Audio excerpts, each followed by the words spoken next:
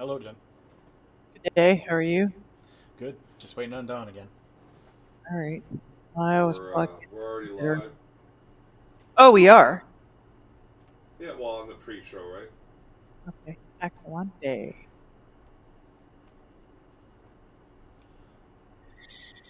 Okay. Oh, Kyla's having trouble logging into Still Live anywhere. So you're having trouble logging in. Yeah, Kyla's trying to log into the live stream. I don't know. Always when that happens, just always close browser, wait 10 seconds, and try to get in again. Because we might have been logging in on our end.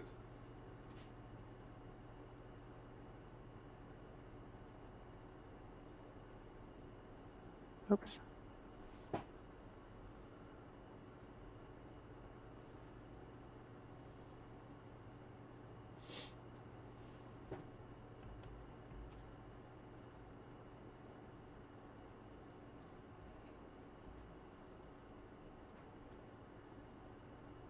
Okay.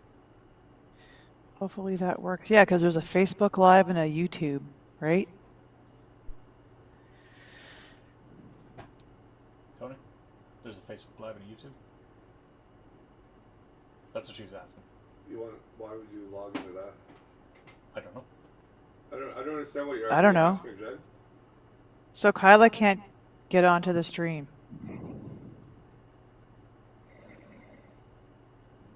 Hey, Dawn. I think I hear Dawn. I'm I here. heard you breathing, I'm here. Dawn. Yeah. I am here. It's live right now on Northern Road. Hey, Don, I hear. It's you being translated live. I am here. It's live right now. So Hey, we're Don, I hear. It's going in reverse. Yeah, they're up and running. I don't know. this is being recorded though, right? Because we're Yeah. Oh wait, We're this is live the on live time, isn't YouTube. it? It's Tuesday, isn't it? We're Yeah, the this one's live. pre-show for anybody who's watching right now.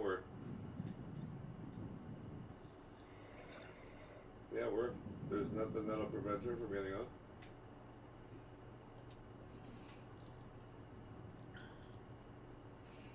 I don't know. I'm not great at tech anything.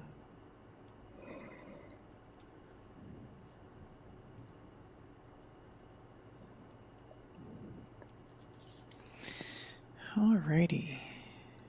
Jen, I messaged Ken, so I'm just waiting for a response. Okay. Hopefully it's positive. I hope so. I really would like him to Yeah. go to this. Yes. Because he's good. He good. Yeah, and he's perfect for this situation. Yeah, he is.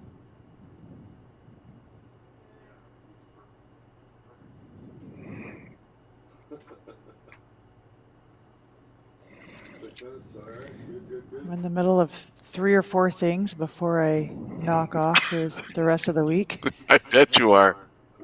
Jeez.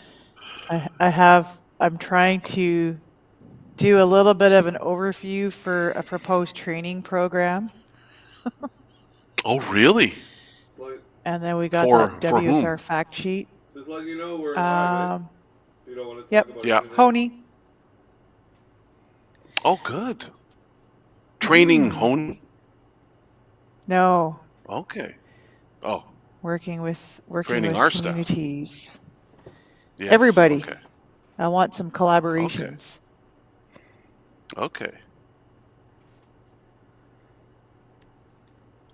Oh, Kyla said she's in. LOL. So there she is. Yay. Yeah, that would make no sense if it didn't be.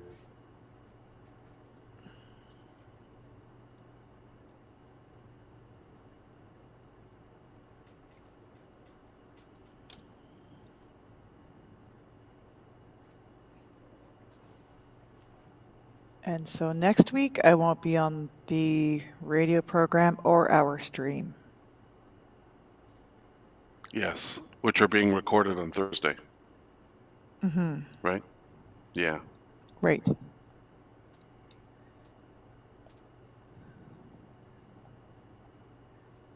Do you have a favorite jam before you go on? Not really. No, hey. No. When I was in broadcasting, I would listen to music in my newsroom, I don't know, maybe 15 minutes before going to air, and I would sing my lungs out, Did you really? warm up those Yeah. pipes. I did, yeah. It's a good idea, actually, right? Warm up the pipes. They probably Yep. work too, right? Clears your throat and everything. Yes. Hmm. Yes. Oh my God. Yes, Bruce. What's going on? Yeah, How it many was fun. hours And of radio did you do at the longest consecutively? um Like for some of your shows, like would you go like 3 hours? it was 4 hours every morning. Wow, Yeah, because we were the morning crew, so I did the news and I co-hosted, and then that's a I lot of also work, eh? A lot of produced. preparation. It it can be, but Yeah. the host does all of that stuff, and I just prepped my news and road reports and other things. So the host would come in and he would provide me with a list of things we were going to talk about at break time with a little bit of research. Okay. Okay. Well, that's good. Hmm. And then I worked with another host who did not do those things and would quite often catch me off guard. And my sense of humor sometimes is not very politically correct.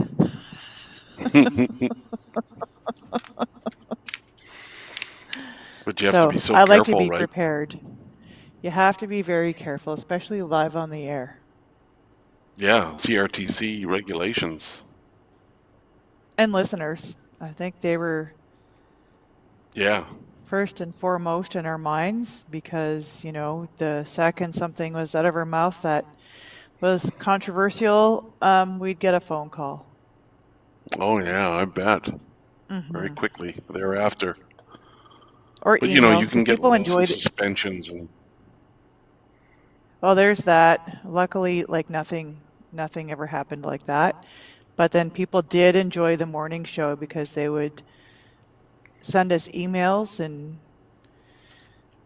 because they liked the show and would provide positive feedback. And they would let that's good.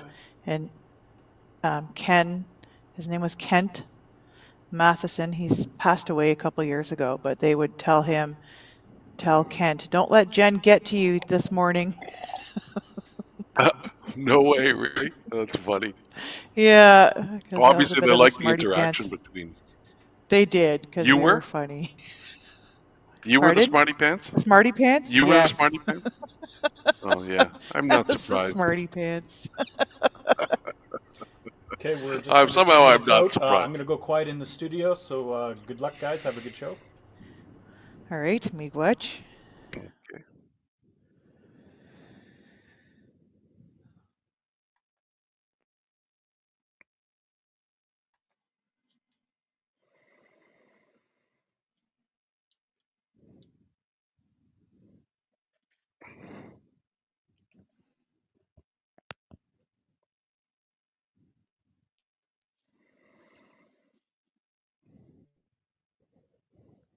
Just making sure I have all of the things off on my computer so I don't get knocked offline or hear other big sounds coming in.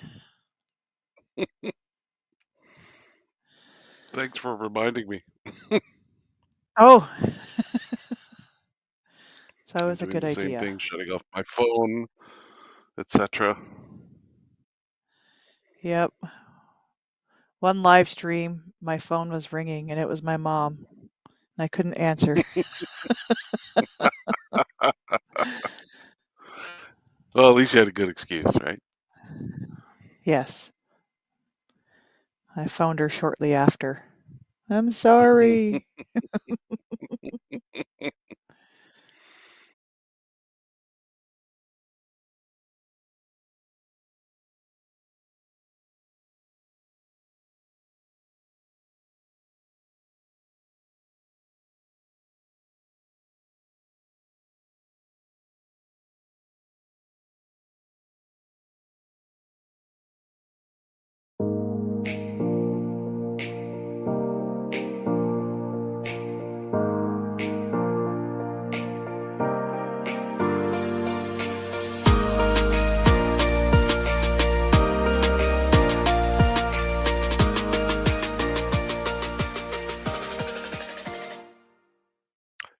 afternoon, everyone. My name is Don Parkinson, and I'm a Senior Consultation Specialist with Atkins Realis. Today, we are continuing our series of live stream topics on the Northern Road Link project as it moves through the provincial environmental assessment and federal impact assessment processes. The topics we are covering parallel our project activities, so we hope these will help our viewers and listeners better understand the project and provide input along the way. With me today is my usual co-host, Jennifer Ashawazagai Pereira, my colleague and an Indigenous engagement and traditional knowledge specialist at Atkins Realis. Jennifer is a member of Henvey Inlet First Nation, located on the French River south of Sudbury, and works with me on our projects across Canada. So, Jen, shall we get started? Let's begin. Are you sitting comfortably? Okay. I will run through first the topics we're going to cover today. There's a lot of information Mm-hmm. today.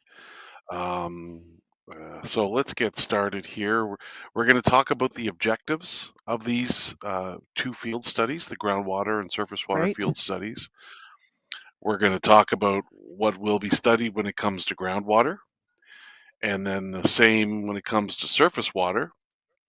We're going to talk about the study areas for both groundwater and surface water. Then we're going to dive into the details of the field studies and then finish up with a discussion of potential mitigation methods, ways of reducing impacts or minimizing impacts or eliminating impacts. And then finally, talk about how you can get in contact with us. So with Oh, that, good. let's talk about the objectives of these studies. And Jen, you and I have talked before about the baseline studies, and the ultimate purpose of them is to identify and look at potential effects of the project on a specific elements of the environment. In this case, groundwater and surface water, and then Mm-hmm. provide some recommendations, right? Some as to how to minimize these negative environmental, health, social, and economic effects that are tied to groundwater and surface water effects during the construction and the operational phases of the project. Right. And So, it's in good terms that of we are groundwater, addressing these because these are questions we've received in the past during our open houses and other visits, is people wondering about water. well, yeah, and as you know, Jen, water is pretty important, if not the most important consideration for community members, isn't it? Mm-hmm. It sure is. And, yeah, and groundwater, which is also called quite often by community members spring water, depending on where you are. Um, we look at, in terms of what we're studying when it comes to groundwater, we look at both quantity and quality. So when Mm-hmm. we talk about quantity, we're looking at changes to what you call the groundwater recharge and discharge areas. So groundwater recharge areas are areas where the groundwater, where surface water, or water that comes, through rain and and just flowing over the land, where it can penetrate the ground and travel through, and then go through the cracks in the rock and then collect and be stored in typically in rock areas called aquifers. And so these recharge areas are characterized by having soils that are what you call permeable, and that means they things can go through them, water can go through them because the particle size, like the spaces between the particles are are big enough to allow the water to move through. So, for example, when you look at clay soils or silty soils, the particles are very small. Clay soils, in particular, almost it's very hard for water to travel through them.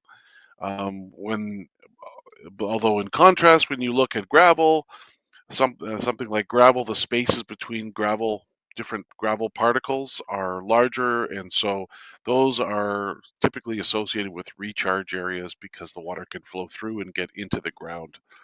We also look at changes in groundwater level season to season, and then look at groundwater flow and movement, so the direction of flow or the volume of flow, any changes that might be caused by the project. So when we're looking at groundwater quantity and impacts on groundwater quantity, we need to look at we need to understand the soil, including the peatland and muskeg areas. We need to understand Yes. the bedrock geology, so the rock that's underground. We need to understand, the groundwater levels and where these recharge areas are, and how significant these recharge areas are. We also, in terms of this, want to look at the potential zones of influence that the project might have on groundwater quantity or flow or movement as well. When it comes to quality of groundwater, what we're interested in that case is taking samples essentially and looking at the biological, chemical, and physical properties of groundwater, because we need to know the way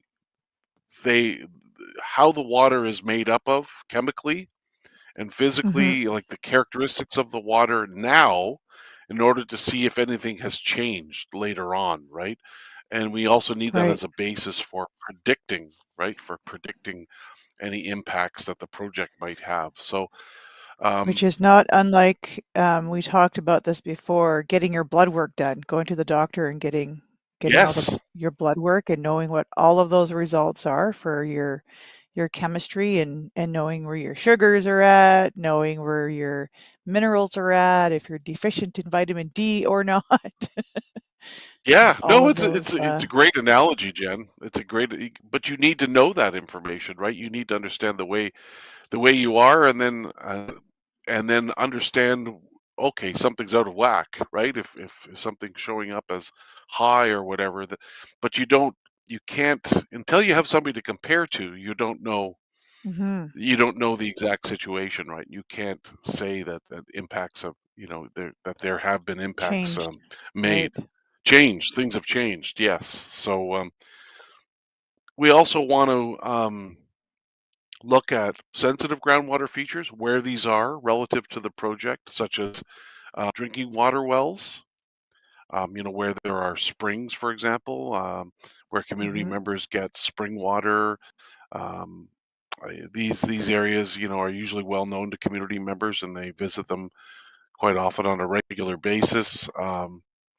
And then understanding where the vulnerable aquifers, where those areas where water can flow into the ground, through cracks in the rock, and then be held there as well too. We need to understand where those vulnerable ones, understand where they are relative to the project, to see if the project would have any impact on them as well. Now, when we're talking about surface water, again, we're looking at quantity and quality. So when we're talking about quantity, when it comes to surface water, we're getting into the realm of what you call hydrology, which is surface water, the study of surface water. So we're looking at looking at potential changes to the flow of streams, of water levels in general, um, erosion and sedimentation processes at water crossings. Um, because of course, when you have higher water levels, typically you get, you know, um, more flooded areas, and this causes erosion, and then those soil particles that are lost then end up in the form of sediment at the bottom of water bodies and water courses, and that can affect water clarity and water habitat, or aquatic habitat in general as well too. So um, we're also looking at impacts of the project on drainage as well too, because some projects could, if they're not designed properly, affect drainage patterns in a negative Mhm. way that might increase erosion in other areas, right? There's examples of that having happened and on projects before. Um, so what we do is we look at the number and type of water body crossings that would be um, affected by the project. Look at changes to stream flow. Look at water levels by modeling. So doing desktop work to predict the behavior of water and under different situations or scenarios. And this is, Jen, where things like climate change come into play, right? Where um, we're looking at Definitely has because an climate effect. change, yeah, because climate change has resulted. I don't think this can be denied in extreme events happening in a more often, and Mhm. so this all has to be taken into consideration. And we'll talk a little bit later on, but especially when doing the modeling to identify, what size of culvert or what size of bridge to use. Um, these things have to be taken into consideration to sort of account for this, to ensure that these structures will last a long time. And Mhm.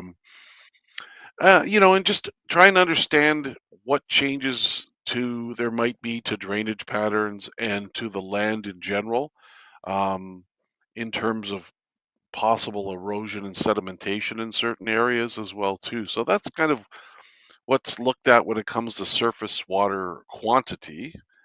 Um, in terms of surface water quality, it's very similar to with groundwater, right? Just like you were talking about, Jen, with blood testing, it's the same thing with the water quality. So typically, what we will do as part of this work is take water samples where the crossings might be, so we can understand what the water quality is like, what the Mhm. chemical composition, what the physical characteristics, what the biological characteristics are of the water, where the road would cross the water body or water crossing. So, um, and then we're looking when we do that. What we'll look for example, is look at possible increases in the concentration of what you call suspended solids, because that might indicate increased erosion upstream, right? Because maybe flows are higher, and so there's more soil loss, and so that soil gets into the water, and so it's suspended in water, so that pushes up the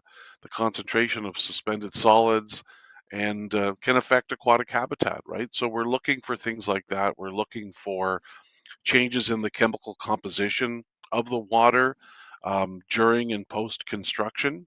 And these could happen due to things like uh, discharges, maybe fuel spills, like accidents associated with construction and road operations.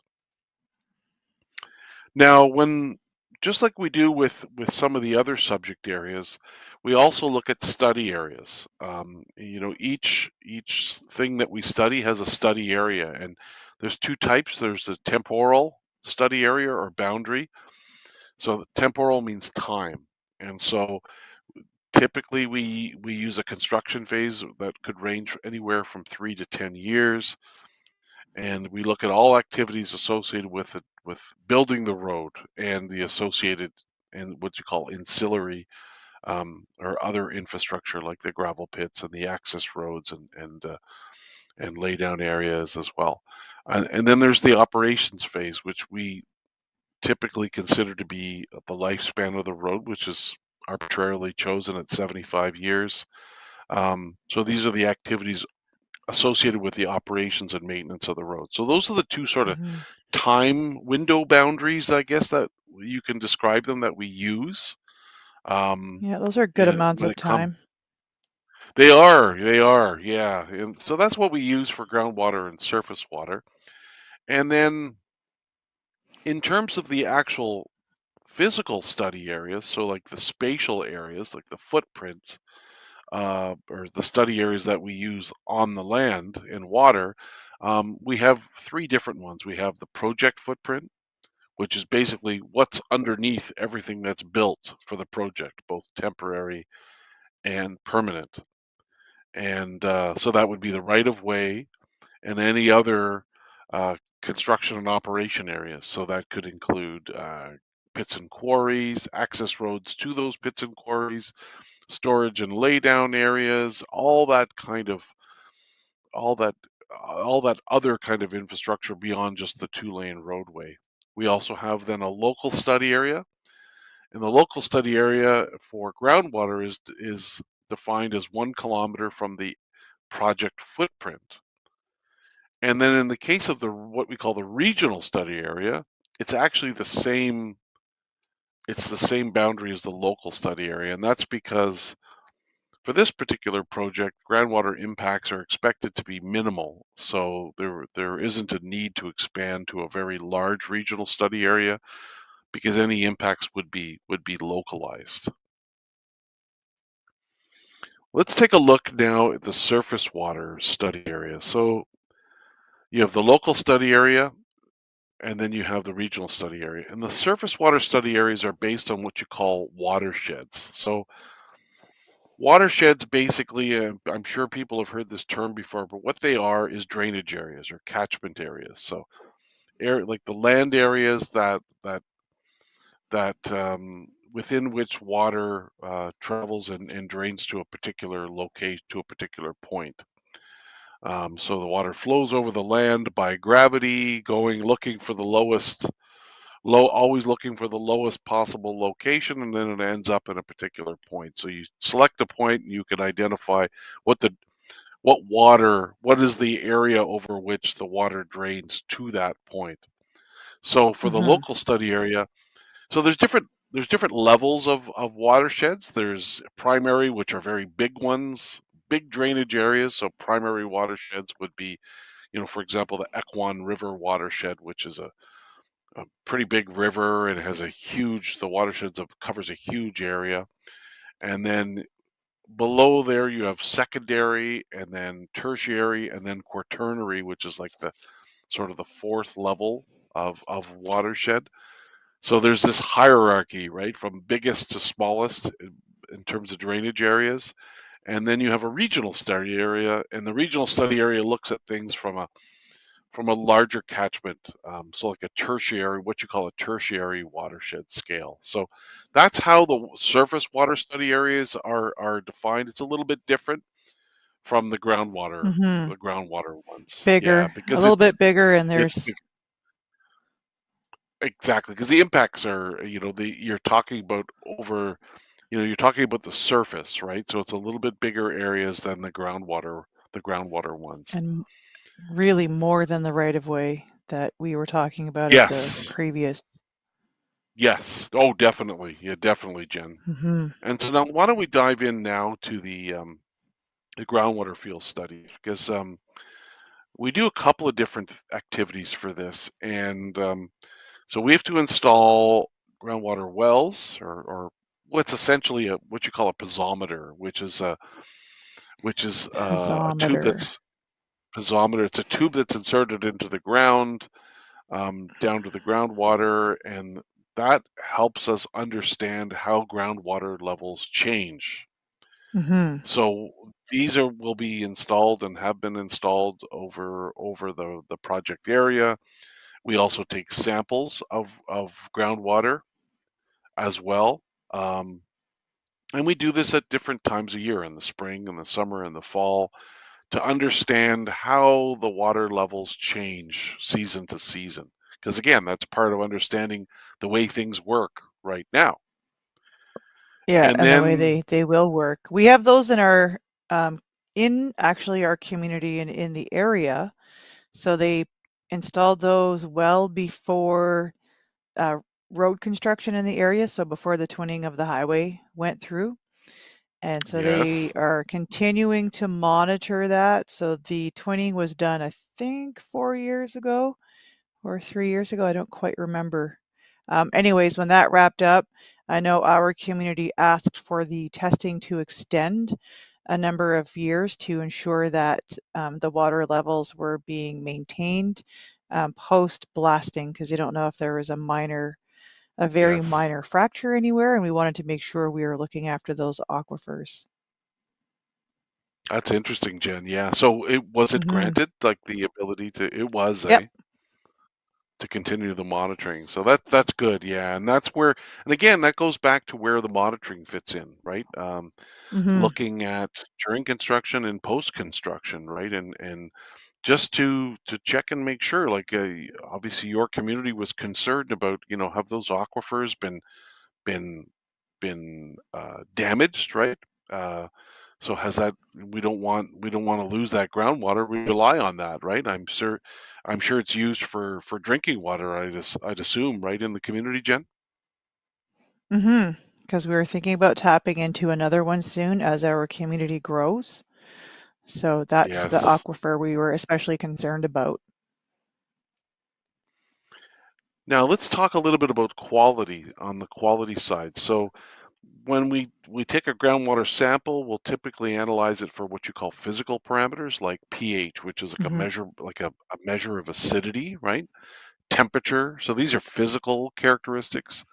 And then there'll be chemistry, general chemistry conducted looking at hardness, turbidity, total suspended solids, total dissolved solids, metals, organic and inorganic compounds, cations, nutrients, and radionuclides. So a full So what suite would of, things? I have a question. sure. Suspended solids.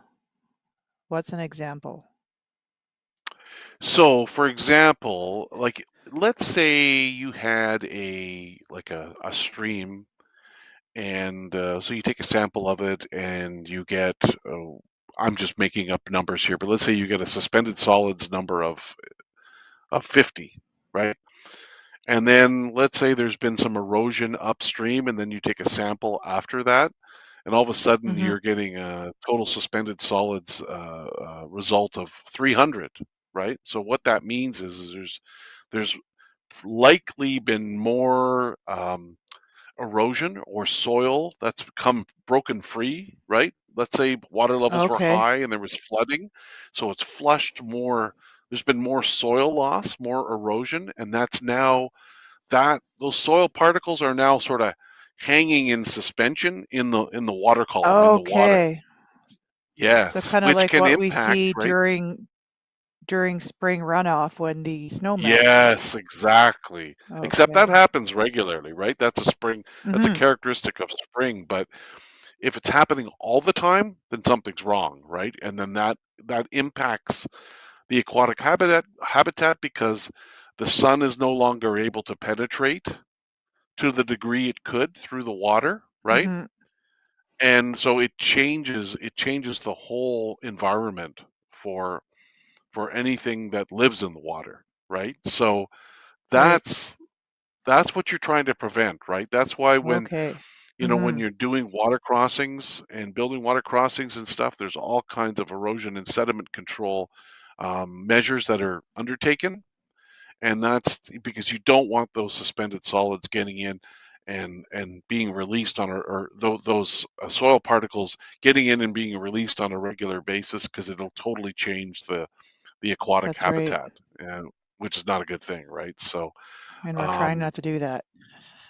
yeah, exactly. We're trying to preserve it as close to the way it was before, right? So Hmm. um, that's why those erosion and sediment control measures, they're really, really important in terms of, especially when you're putting in bridge crossings, because you're doing a lot of in-water work or work that's right beside the water, and so you got to make sure those measures are in place to limit soil loss. Um, let's talk a little bit about surface water field studies. Okay. So what we do in that case is we identify the high priority water body crossing sites. So we focus our sampling, our surface water sampling, on the areas where the crossings will occur, right? Because these are the areas that we're most concerned about from the construction activities, because we're going to be doing a lot of building in that area, and any kind of construction, there might be some soil loss. Even if we try to mitigate it, there's still going to be some, if it's just for a relatively brief period of time. So we try to focus our sampling on those areas. We do it at different times of year, just like we talked about, Jen, with groundwater, right? To understand how things change season to season. And then the parameters that we test for are the same as with groundwater. Um, to sort of understand the chemical composition, the physical characteristics, biological characteristics of the water. And then we also, wherever we can't always, just because of safety purposes, and sometimes the water gets deep, but we try to get water depth and flow information at the different water bodies to sort of understand, how they work, right? The hydrology of them, like the behavior of the water course, the depth, the flow rates, the banks, understanding the sort of the geometry of the water courses in different locations, or morphology or geomorphology is another word for it. The sort of structure and function of the water course. So we try to get a handle on that, and that information's used is fed into when we do modeling, for to size culverts and other types of crossings. So there's lots of work involved in the field that feeds into the models as well. So now, as we near the end here, let's talk a little bit about mitigation methods, because you and I, Jen, have talked Okay. about mitigation, not migration, We right? But have mitigation. not migration. And Yes, that's right. yeah, so Oh, we and can talk so about migration. we can talk about migration. That's really another topic for another day, really. But you're right. We can still talk about it. Um, so what we But do today we're here talking in about mitigation. mitigation, yes, limiting impacts and minimizing impacts, or Yes. sometimes eliminating impacts. So there's a number of different methods that could be used. Um, you could identify locations that are a safe distance, for storing equipment and materials that are a safe distance away from water bodies or other sensitive features. You could remove suspended solids from runoff, surface water runoff, when you're grading the road or shaping the road. Or if you're having to dewater certain areas, meaning remove water that's coming up from the ground in your construction area, then you can make sure that the suspended solids are removed before that water is pumped someplace else, so you're not creating problems in other places. Um, you can use, we talked about this before, erosion and sediment control techniques such as filter bags or silt fences or erosion control blankets. You can test groundwater and surface water during construction to make sure that the water is still acceptable enough quality, meaning it meets water quality uh, guidelines. So there are guidelines that Ontario has for water quality, so you can chemically test the samples and make sure that they're still meeting those guidelines as well. You can identify sites for either permanent or temporary for extraction pits, like aggregate extraction pits that minimize impacts on groundwater for sure. Um, you can put supportive infrastructure like lay down areas, storage areas in places that have less impact on surface water or groundwater. You could use the proper size and type of water crossing structure, right? Based on the work that you Right. do, the modeling work to size it properly. Um, and again, like we talked about, Jen, considering climate change, when the openings, for example, of culverts are designed, they should be done in such a way so as to keep in mind future changes in climate, potential, more extreme changes in climate, and in order for them to last longer as well. And this is something that's sort of Like been perhaps happening a over the year last with, few years. and maybe one year we'll Sorry, what was that, have, Jen? I said, maybe even one year we'll have a crazy amount of snow, Yes. more Yeah. than what has been happening maybe one year. So we need to accommodate the water drainage for all of that. And that kind of, when we're talking about the construction part and all these mitigation measures, it also makes me think about a little bit about road design. So when we were talking about the road is actually not absolutely flat, right? Because it has to allow That's right. for a little bit Yep. of runoff. So, the road will be maintained properly and won't be too much affected by potential issues like potholes you can get when the freeze and thaw and weather gets to the road. That's exactly it, Jen. Like the road has to be continuously shaped, right, to have that sort of Mm-hmm. crown, so the water drains off it, and so that those little potholes that might form, they get filled in, and the road gets reshaped. So yeah, it's a constant, and that's where the maintenance comes in, right? Is making sure that Mm-hmm. excuse me, that you maintain that shape. The other thing is using rock to protect the inlets and outlets of culverts. You've seen these before, eh, Jen? Like around Mm-hmm. the openings, you have the riprap size stone, which is sort of like this big. I, Uh, I love that phrase. It around, reminds me of music.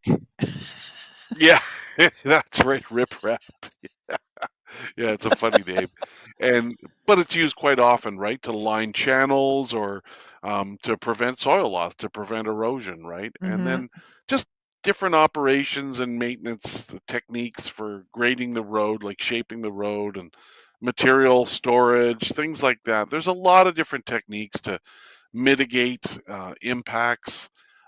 These are just a few of them, like general ones, but when you put together what's called the environmental management plan, which we've talked about before, Mm-hmm. these things will get specified in a lot more detail.